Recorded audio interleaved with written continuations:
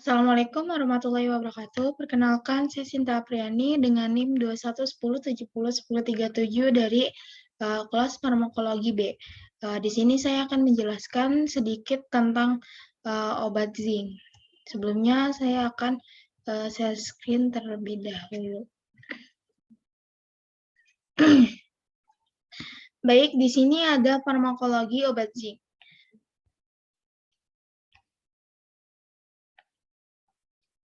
Learning objektifnya yang pertama ada pendahuluan, ada farmakologi dari obat zinc. Selanjutnya saya akan membahas indikasi dan dosis. Selanjutnya ada kontraindikasi. Yang keempat ada efek samping dan interaksi obat. Yang pertama pendahuluan. Zinc adalah salah satu mikronutrien yang dibutuhkan oleh tubuh dan penting sebagai nutrisi yang berperan dalam pembentukan berbagai protein serta pembelahan sel. Nah, produk suplemen zinc ini umumnya tersedia dalam bentuk garam zinc yang mudah larut dalam air. Contohnya zinc sulfat, zinc asetat, dan zinc glukonat. Selanjutnya ada farmakologi. Farmakologi zinc sangat berhubungan dengan perannya dalam pertumbuhan sel, metabolisme, dan diferensiasi sel, serta pertahanan terhadap infeksi. Absorpsi zinc ini di dalam saluran cerna paling efektif saat perut kosong, sedangkan ekskresinya utama terjadi di saluran cerna, dan zinc ini akan dikeluarkan bersamaan dengan feses. Nah, farmakodinamiknya.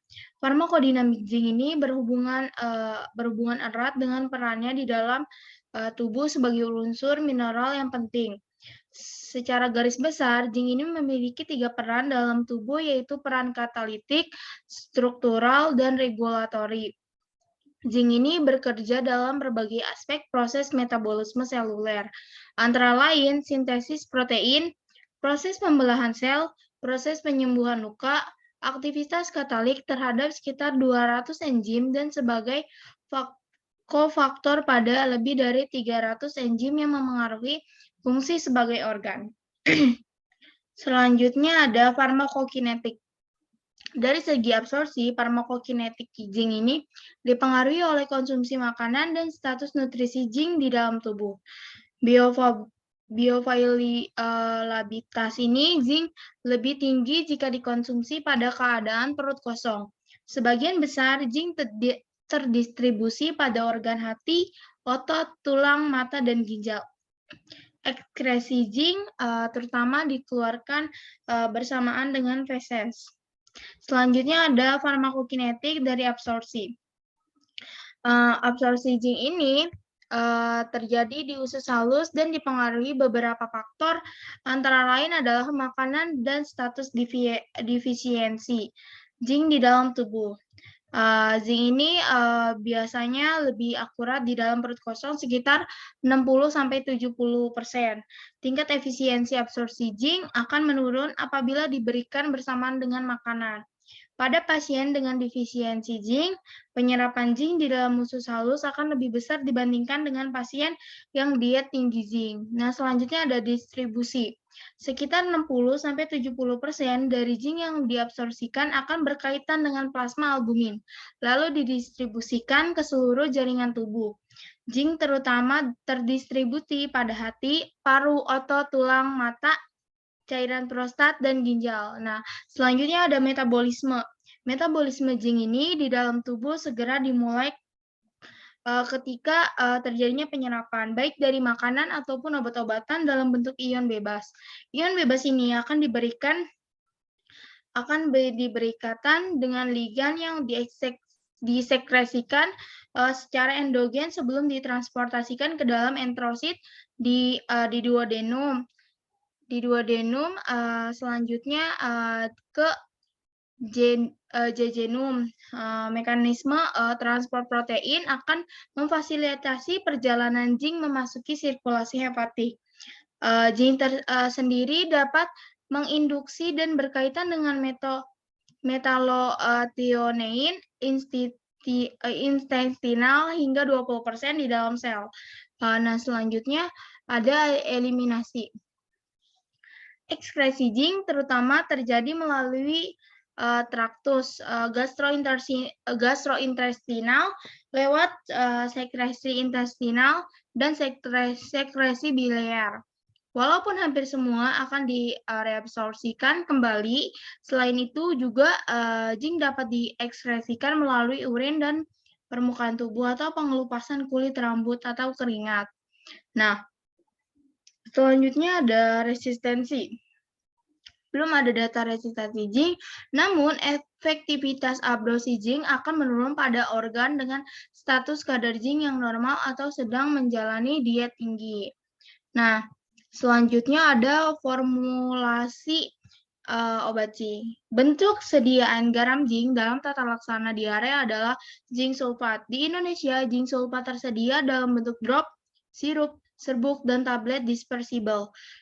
Sediaan drop tersedia dalam kekuatan 10 mg sampai ml. Biasanya ini digunakan untuk anak-anak kurang dari lebih dari 2 tahun. Biasanya serbuk tersedia dalam kekuatan dosis 10 mg. Persediaan sirup tersedia dalam kekuatan 10 mg per 5 liter ml dan 20 mg per 5 liter.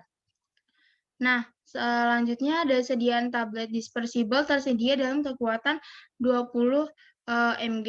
Selanjutnya ada indikasi pemberian obat zinc.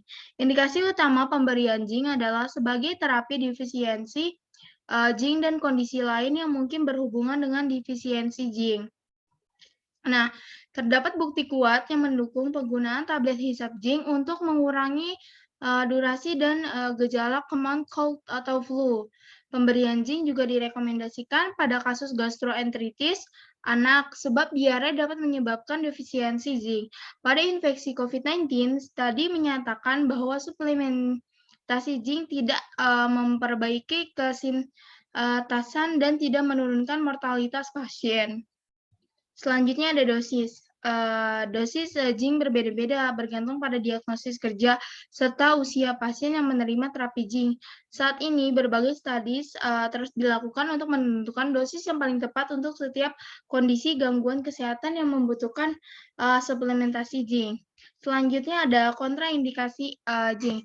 Kontraindikasi mutlak pemberian zinc adalah bila terdapat riwayat hipersensitivitas terhadap zinc maupun komplement penyusun obat zinc, sedangkan kontraindikasi relatif suplementasi zinc adalah pada kondisi hamil dan menyusui.